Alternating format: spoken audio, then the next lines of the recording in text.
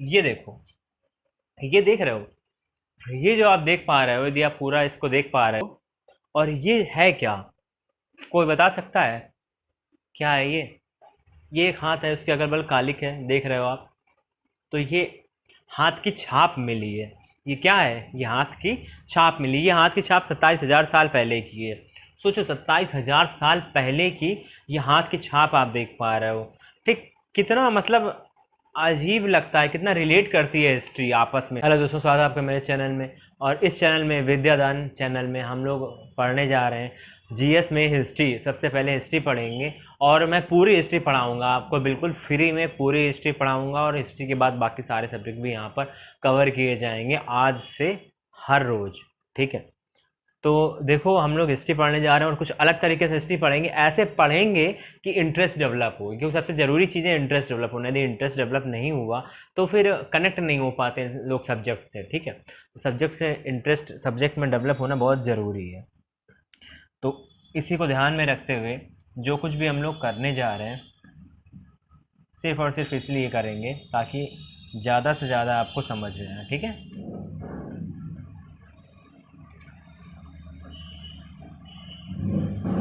देखो, पढ़ी सबने होगी, ठीक है, लेकिन यहाँ पर हम लोग इस तरीके से पढ़ेंगे जैसे आपने पहले कभी पढ़ी नहीं होगी। मेरी कोशिश यही रहेगी, मैं अपना बेस्ट दूँ। हिस्ट्री का मतलब क्या होता है? हिस्ट्री को हम लोग बोलते हैं हिंदी में इतिहास। और ये बहुत अच्छी चीज़ है। क्यों? क्योंकि इतिहास दो शब्दों से मिलकर बना है, एक इति और एक हास। इसको हम लोग यदि अलग करें तो ये हो जाता है इति, और ये हो जाता है हास। इति मतलब ऐसा, हास मतलब हुआ था। यानी पिछले समय में जो हुआ था, उन घटनाओं का जो समूह है, उन कालखंडों के समूह को हम लोग इतिहास बोलते हैं। यानी जो हम लोगों का पास्ट रह चुका है, उन इम्पॉर्टेंट घटनाओं का कलेक्शन। यहाँ पर इम्पॉर्टेंस भी ज़रूरी है, क्योंकि उन चीज़ों का इम्पॉर्टेंट होना भी हमारे लिए ज़रूरी। कैसे उन घटनाओं ने हमारे वर्तमान पर प्रभाव डाला, ये चीज़ समझना और इस चीज़ को पढ़ना, यही इतिहास कहलाता है। तो हमारा जो इतिहास है वो हमारा वर्तमान रचता है, हम ये चीज़ कह सकते हैं। ठीक है, तो हम लोग समझ गए कि इतिहास क्या होता है, इतिहास से हमारा क्या अभिप्राय है, क्या मतलब है इतिहास से। अब देखो, जब इतिहास हम लोग समझ गए, तो अब हम लोग इसके आगे चलते हैं कि इतिहास का विभाजन कैसे होता है। ठीक है, तो इतिहास के विभाजन की बात करेंगे। इतिहास का विभाजन किस तरीके से हुआ है और किस तरीके से हो सकता है। तो इसको थोड़ी देर के लिए अब यहाँ से हटा देते हैं। इतिहास के विभाजन को हम लोग मुख्य तीन भागों में बांटेंगे। ठीक है, और कैसे? ये जो है हमारा, ये प्राग ऐतिहासिक। ठीक है, ये प्राग ऐतिहासिक यानी प्री हिस्टोरिकल। प्री हिस्टोरिकल यानी हिस्ट्री में जो सबसे पहली चीज़ें हुई थी, बहुत पुराने समय की जो बातें हैं, जिन बातों के लिखित साक्ष्य नहीं मिलते हैं। मतलब कि जैसे कुछ चित्र मिलती, कुछ कलाकृतियाँ मिलती, कुछ हम लोग कार्बन डेटिंग से निकालते हैं, लेकिन इसमें कुछ लिखा हुआ नहीं मिलता है। मानव था उस समय, लेकिन उस समय उसने कुछ लिखा नहीं, तो उसका कुछ लिखित साक्ष्य नहीं मिलते हैं। उसको हम लोग प्रागैतिहासिक या प्री हिस्टोरिक कहते हैं। क्या कहते हैं? Pre historic. ठीक है, प्रागैतिहासिक। अब उसके बाद हम लोग पढ़ते हैं आद ऐतिहासिक। आद ऐतिहासिक यानी प्रोटो हिस्टोरिक। प्रोटो हिस्टोरिक वो समय था जिस समय लिखावट मिलती है, लेकिन उस लिखावट को अब तक पढ़ा नहीं जा सका है। हो सकता है भविष्य में पढ़ा जाए, हो सकता है हम लोग समझ पाए उनको कि वो लोग क्या कहना चाहते थे, या हो सकता है एआई की मदद से हम लोग भविष्य में समझ पाए, उन चीज़ों को डिकोड कर पाए। एक तरीके का कोड वर्ड के तरीके से लिखा गया है, मतलब वो जो लिखा गया है वो हम लोगों के समझ में अब तक नहीं आया है, वो हम लोग आद ऐतिहासिक यानी प्रोटो हिस्टोरिक में रखते हैं। और उसके बाद हम लोग बात करेंगे ऐतिहासिक की।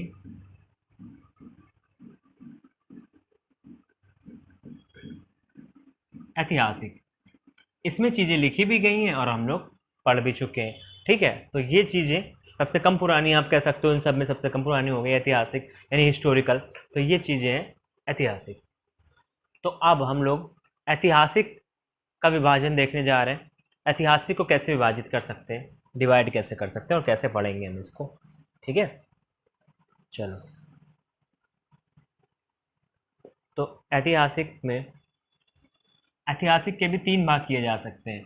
3 क्या 4 भाग किए जा सकते हैं। तो जो देखो, जो पहला भाग होगा ऐतिहासिक का, उसको हम लोग करेंगे प्राचीन भारत का इतिहास पढ़ेंगे इसमें, ठीक है।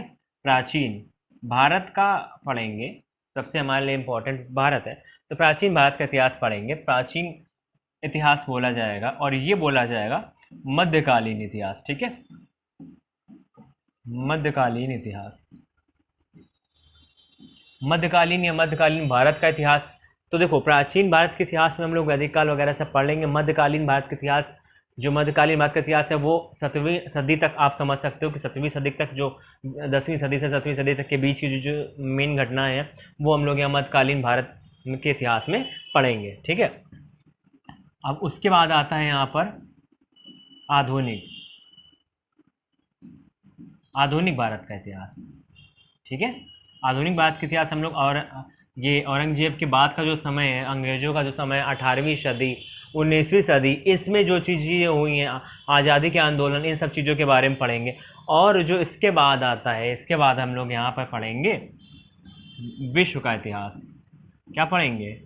विश्व या वैश्विक इतिहास हम लोग पढ़ेंगे। वैश्विक इतिहास में हम लोगों को काफ़ी चीज़ों की, विश्व की जानकारी होती है, चीन की क्रांति वगैरह जितनी सी चीज़ें हुई थी, और दुनिया में फ्रांसीसी क्रांति, उन सब चीज़ों के बारे में हम लोग पढ़ेंगे, ठीक।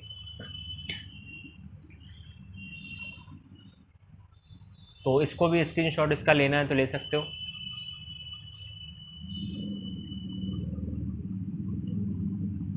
चलो, तो अब हम लोग आ जाएं अपने प्री हिस्टोरिक में, यानी प्राग ऐतिहासिक, ठीक। प्राग ऐतिहासिक पढ़ने जा रहे हैं। क्या पढ़ने जा रहे हैं? प्री हिस्टोरिक इरा। तो प्राग ऐतिहासिक में क्या पढ़ने जा रहे हैं? देखो, प्राग ऐतिहासिक में अब हम लोग प्राग ऐतिहासिक में पढ़ने जा रहे हैं पूरा पाषाण काल। पहले इसके विभाजन कर लेते हैं। तो इसके विभाजन में हम लोग क्या क्या पढ़ेंगे?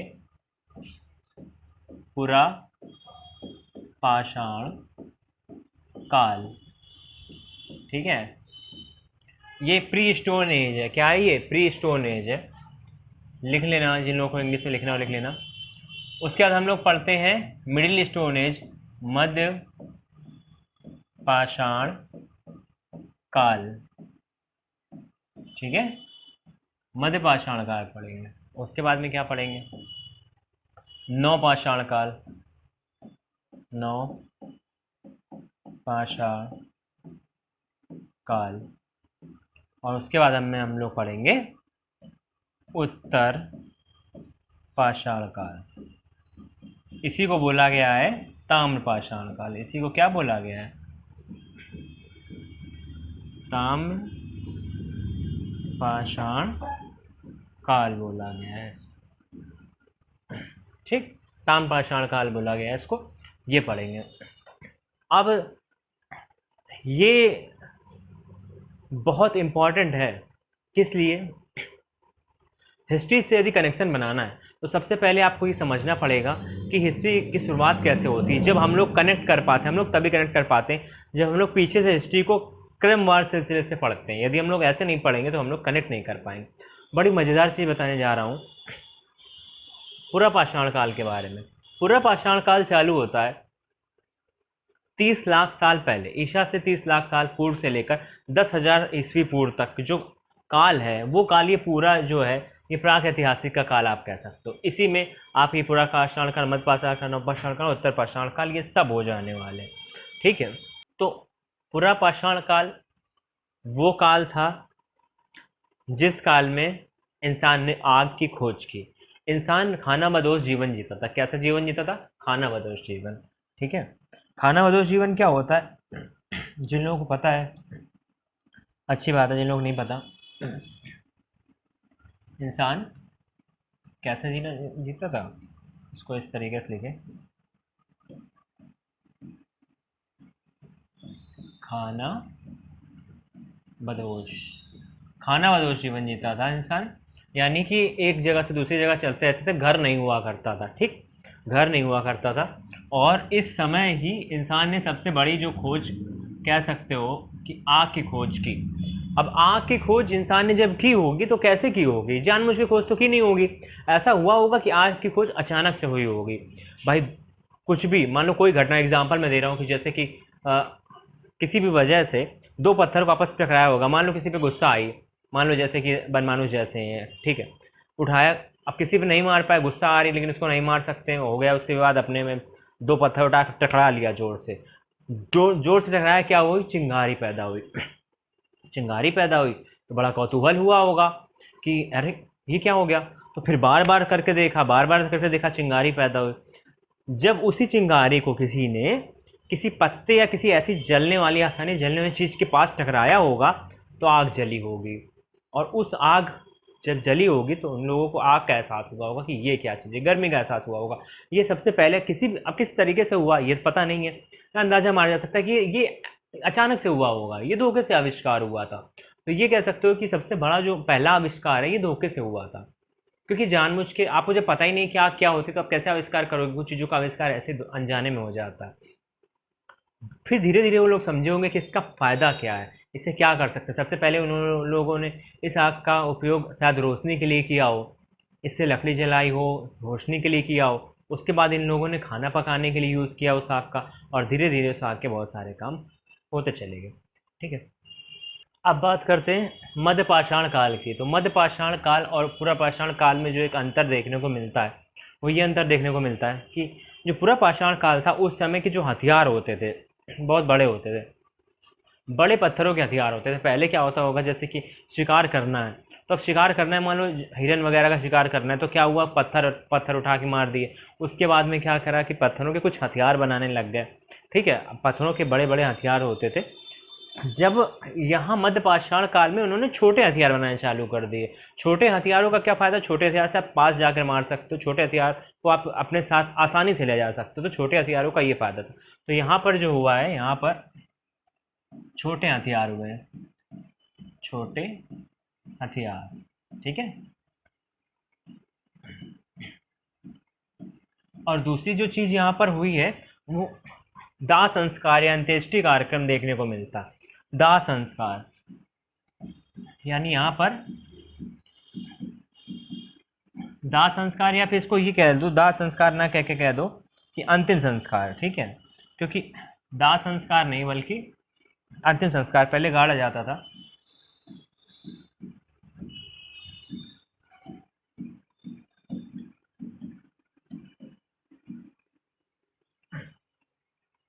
अब बात करते हैं नवपाषाण काल की। तो नवपाषाण काल में एक और खोज हुई। नवपाषाण काल में आदमी ने जौ और गेहूं की खेती की, यानी कि सबसे पहले जो खेती के साथ मिलते हैं, खेती। ठीक है, अच्छा एक चीज़ मैं समझा दूं, कुछ लोग इसको 30 लाख साल पुराना मानते हैं, कुछ लोग जो प्रागैतिहासिक प्री हिस्टोरिक है उसको 30 लाख साल से ईसा से 12,000 साल पूर्व मानते हैं, कुछ लोग उसको 20 लाख साल से ईसा से 12,000 वर्ष पूर्व मानते हैं। जो नया सिस्टम है आप कह सकते हो उसमें 30 लाख साल तक माना जाता है, लेकिन 30 लाख मानो या 20 लाख मानो उससे आपको बहुत ज़्यादा वो नहीं है। ये 12,000 ईसा पूर्व तक माना जाता है, ईसा से 12,000 वर्ष पूर्व तक, ये भी उसमें भी खासकर पूरा पाषाण काल। ठीक है, तो नवपाषाण काल में खेती हुई। खेती किस चीज़ की हुई, जौ और गेहूं की। ठीक, तो ये सबसे इंपॉर्टेंट चीज़ जो नवपाषाण काल में हुई। जो दूसरी सबसे इंपॉर्टेंट चीज़ हम लोग कहेंगे वो क्या चीज़ हुई, वो ये चीज़ हुई कि यहाँ पर इंसान ने सबसे पहली खोज की कृत्रिम रूप से। जैसे कि देखो पहिए की पहिया बनाया, तो अब इन्वेंशन, इसको पहला इन्वेंशन मान लो, क्योंकि जो आग है ये प्राकृतिक चीज़ है, लेकिन जो चीज़ हम लोगों ने बनाई है, पहिया प्राकृतिक तो होता नहीं, तो पहिए को बनाया। पहिए को क्यों बनाया, पहिए को इसलिए बनाया, अब साफ सी बात है क्यों बनाया होगा, पहिए की बनाया होगा पहिए की गाड़ी। अब पहिए की गाड़ी में कोई भी चीज़ एक जगह से दूसरी जगह ले जाना बड़ा आसान हुआ होगा, जब पहिए की गाड़ी बनाई होगी तो पहिए की गाड़ी में कोई चीज़ रख दी, उसको लुढ़काते ले गए तो बड़े आसानी से चीज़ एक जगह से दूसरी जगह पहुंच जाती थी, इसलिए पहिया बना। तो इंसान की इवोल्यूशन का प्रोसेस देखो कि कैसे इंसान समझदार होता चला गया, कैसे इंसान ने चीज़ों को डेवलप किया है। ठीक है, ये बड़ा ही मज़ेदार है। और यहाँ पर घड़ा मिलता है, घड़ा, घड़ा भाई घड़ा। ठीक है, तो घड़ा भी बहुत काम का था। पहले कई सारी चीज़ें इसमें होती थी, पहले तो पूछ जाएंगे आगे जब पढ़ेंगे तो अंतिम संस्कार में भी एक तरीका था घड़े के अंदर ऐसे डाल देना ये सब चीज़ें, लेकिन फिर घड़े का छोटे घड़े भी, छोटे घड़े जैसे पानी वगैरह के लिए बहुत, तो इन सब चीज़ों के लिए तो नवपाषाण काल जाना जाता है। अच्छा, उत्तर पाषाण काल की जो सबसे इंपॉर्टेंट चीज़ है इसको ताम पाषाण का कहते हैं, इसमें तांबे की खोज हुई। इसमें किसकी खोज हुई? तांबा। तांबे की खोज का जो श्रेय है वो हम लोग उत्तर पाषाण काल को देते हैं। तांबे के बाद तांबे में तीन मिलाकर दूसरी धातुओं की खोज की गई। ठीक है, तो इस तरीके से खोज हुई है। तो ये जो हम लोग का रहा ये प्राक ऐतिहासिक में बहुत ज़्यादा पता नहीं है कि क्या हुआ, तो इसलिए बहुत ज़्यादा इससे नहीं पूछा जाता है।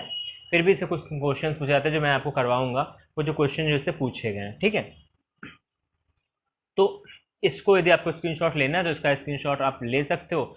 अच्छा रहेगा कि अपनी लैंग्वेज में लिख लो और वीडियो को पॉज करके लिख लो अपनी लैंग्वेज में, ताकि आपको जब चीज़ें पता चल जाए।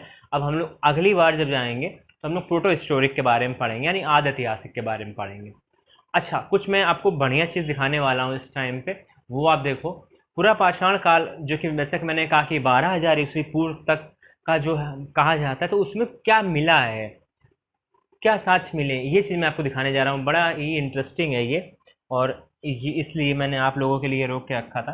तो इसको देखो जरा, ये देखो, ये देख रहे हो? ये जो आप देख पा रहे हो, यदि आप पूरा इसको देख पा रहे हो, और ये है क्या, कोई बता सकता है क्या है ये? ये एक हाथ है, उसके अगल बगल कालिक है, देख रहे हो आप? तो ये हाथ की छाप मिली है। ये क्या है? ये हाथ की छाप मिली। ये हाथ की छाप 27,000 साल पहले की है। सोचो, 27,000 साल पहले की ये हाथ की छाप आप देख पा रहे हो।